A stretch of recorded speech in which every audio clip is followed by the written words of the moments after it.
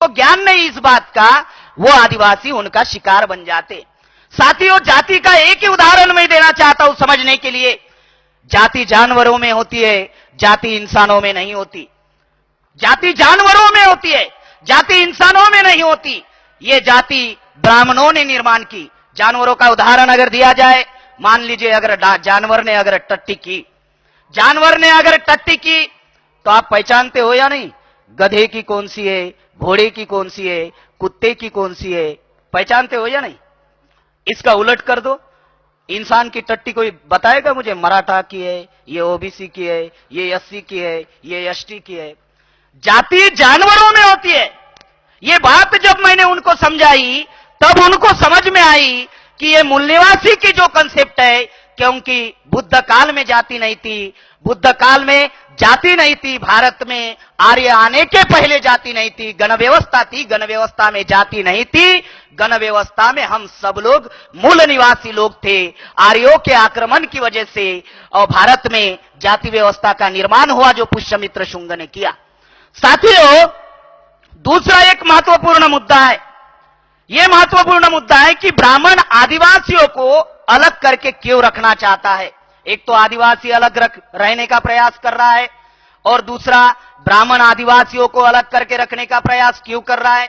उसका मौलिक कारण है, कॉन्स्टिट्यूशन के आर्टिकल्स 244(1) के अनुसार आदिवासियों को 5वीं अनुसूची का प्रावधान डॉक्टर बाबा साहब आंबेडकर ने किया।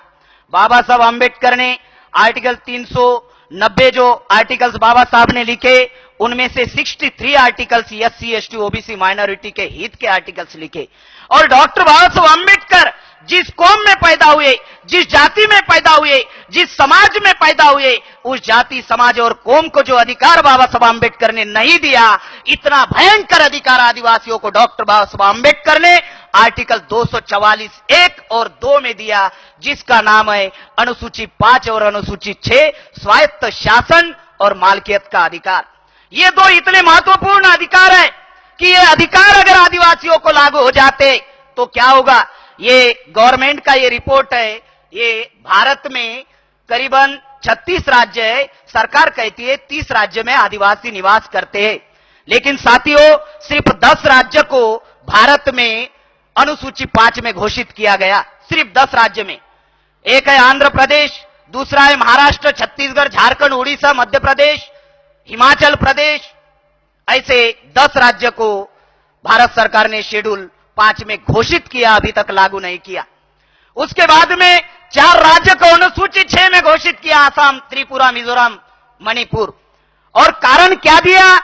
कारण यह दिया कि ये राज्य बॉर्डर के होने की वजह से यहां पे हम लोग अनुसूची 5 लागू नहीं कर सकते, यहां पे अनुसूची 6 उन्होंने लागू कर दी बॉर्डर के होने की वजह से।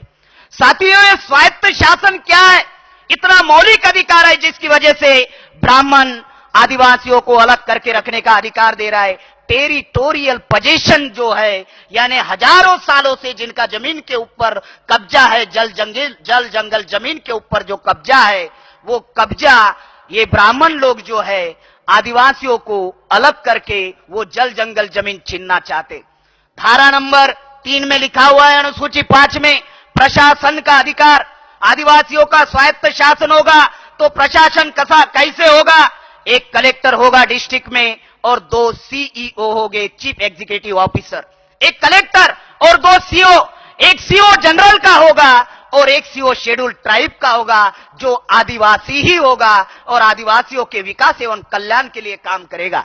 उसके बाद में धारा 4(1) में लिखा हुआ है कि आदिवासी एरिया में ट्राइबल एडवाइजरी कमेटी होगी, आदिवासी जनजाति सलाहकार परिषद होगी, जिसमें 1/3 सदस्य आदिवासी के होंगे। यानी मान लीजिए कम से कम 20 सदस्य ये एमएलए होंगे उस विधानसभा के, उस राज्य के विधानसभा के। अगर वो कम गिरते हैं तो आदिवासी एरिया में जो आदिवासी पंचायत होंगी, उस आदिवासी पंचायत पढ़े लिखे लोगों को ट्राइबल एडवाइजरी कमेटी में नॉमिनेट करेगी। और वो नॉमिनेट क्यों करेगी?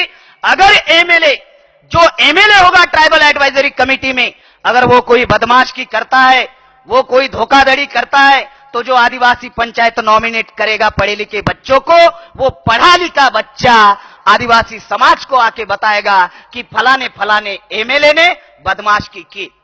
उसके बाद में धारा 5(2) में लिखा हुआ है जमीन हस्तांतरण पर पाबंदी। धारा 5(2) में लिखा हुआ है जमीन हस्तांतरण पर पाबंदी।